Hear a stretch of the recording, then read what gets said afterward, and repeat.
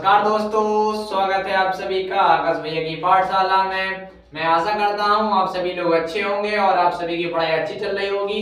तो मैं आप लोगों की पढ़ाई में चार चांद लगाने के लिए आपके लिए लेकर आया हूं मोस्ट इम्पोर्टेंट क्वेश्चन। आज हम पढ़ेंगे त्रिकोणमिति के मोस्ट इम्पोर्टेंट क्वेश्चन जो कि एग्जाम में बहुत ज्यादा बार पूछे जाते हैं। आज हम उन्हीं प्रश्नों को हल करेंगे, ठीक है। तो आइए देख लेते हैं अपन लोग पहला क्वेश्चन। पहले क्वेश्चन में क्या बोला गया है? पहले क्वेश्चन में बोल रहे हैं यदि 15 cot A बराबर 8 हो तो sin A और sec A का मान होगा। तो यानी sin A और sec A का हमें मान निकालना है, ठीक है। तो आइए अपन लोग इसको सॉल्व करते हैं, ठीक है। तो सॉल्व करेंगे, सबसे पहले देखते हैं अपन लोगों के पास क्या दे रहे हैं। अपन लोगों के पास दे रहे हैं कि 15 cot A, क्या दे रहे हैं? 15 cot A बराबर 8, ठीक है।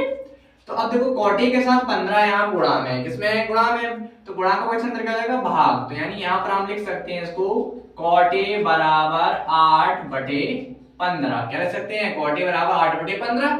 तो हमें पता है कि cot A बराबर क्या होता है? tan थीटा बराबर लंब बटे आधार होता है। तो cot थीटा बराबर क्या होगा? आधार बटे लंब। तो ये क्या हो जाएगा? आधार बटे लंब। यानी आधार की वैल्यू होगी हमारी 8 और लंब की वैल्यू होगी हमारी 15। अब देखो हमें निकालना क्या है? हमें फाइंड आउट करना है sin A। क्या निकालना है?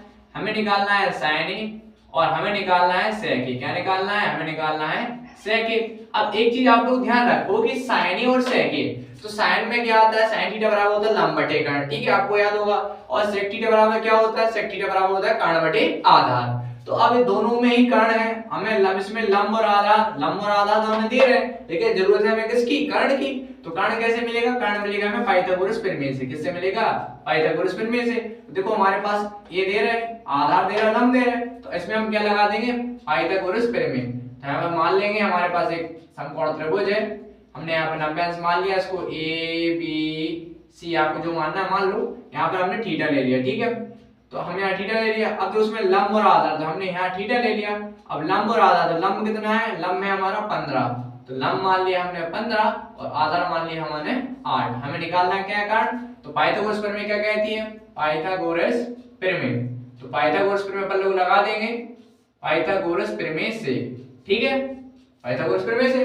पाइथागोरस प्रमेय क्या होती है? पाइथागोरस प्रमेय होती है हमारी कर्ण स्क्वायर बराबर लंब स्क्वायर प्लस के आधार स्क्वायर, ठीक है, आपको याद होगा। तो लंब स्क्वायर, लंब की वैल्यू दे रहे हैं हमें 15, तो 15 का स्क्वायर प्लस आधार मतलब 8 का स्क्वायर, ठीक है। तो कर्ण का स्क्वायर है तो इसका स्क्वायर हटाएंगे तो ये किस में आ जाएगा? अंडर में आ जाएगी संख्या, ठीक है। तो अब 15 का स्क्वायर क्या? 15 गुणा 15 225। तो यहाँ पे लिखते हैं अपन लोग 225 प्लस 8 का वर्ग क्या होता है? 8 × 64, तो इसका हो जाएगा 64 बराबर। इसको ऐड कर लेंगे तो 5 और 4 कितना होता है? 9, 6 तो होता है 8 और 2 का 2, 289। तो याद कीजिए कि 289 किसका वर्ग होता है? 289 होता है हमारा 17 का वर्ग। किसका होता है? 17। तो हमारा 17 क्या आ जाएगा? कर्ण।